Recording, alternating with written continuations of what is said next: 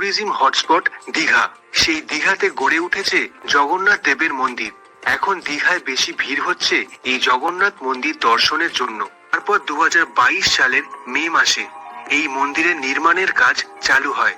প্রায় 250 কোটি টাকা বরাদ্দ করা হয়েছে এই মন্দির নির্মাণের জন্য এবং অবশেষে 30শে এপ্রিল 2025 সালে অক্ষয় তৃতীয়ার দিন উদ্বোধন হয় এই মন্দির। ভেতরে রয়েছেন নিমকাঠের জগন্নাথ দেবের মূর্তি, পাশে বলভদ্র এবং সুভদ্রা। পায়ে মোজা পরে মন্দিরে প্রবেশ করলে আপনি নিশ্চিন্তভাবে মন্দির দর্শন করতে পারবেন। পা গরম হবে না উত্তাপে।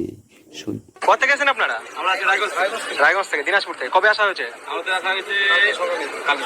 মানে দীঘা কি কোথা থেকে এসেছেন আপনারা? আমরা তারকেশ্বর থেকে এসেছি। তারকেশ্বর থেকে এসেছেন। তুমি তারকেশ্বরে এলে পরে আসবে বাবার মন্দিরে। আচ্ছা, নিশ্চয়ই। কিরকম লাগছে এই দীঘাতে এসে? কিরকম লাগছে? ভালো লাগছে, এখন তো নতুন মন্দির হতে খুবই ভালো লাগছে। আর এমনি দীঘা সুন্দর জায়গা, ভালো লাগারই জায়গা, কিন্তু এটাতে আরো বেশি মানুষের আকর্ষণ বেড়ে গেছে। দীঘা একটা অন্যরকম রূপ পেয়েছে। অন্যরকম রূপ পেয়েছে। স্নান যাত্রার তোড়জোড়। 15 দিন বন্ধ থাকবে দীঘার জগন্নাথ দর্শন।